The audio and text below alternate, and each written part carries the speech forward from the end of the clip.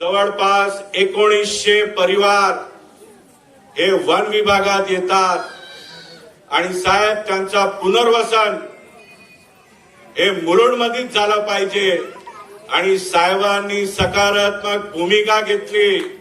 आता त्यांचा प्रारूप 2चा काम चालू आहे आणि मला सांगायला अति आनंद होतो की साहेबांमुळेच हे 1900 डोंगरी पट्ट्यामध्ये राहणारे परिवारांना मुरुडमध्ये त्यांचा हक्काचा घर मिळणार आहे।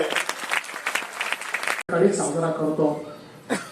आशिषजींनी सांगितलं की आपल्या हिंदू परंपरेत रक्षाबंधनाचं महत्व हे एक वेगळं महत्व आहे।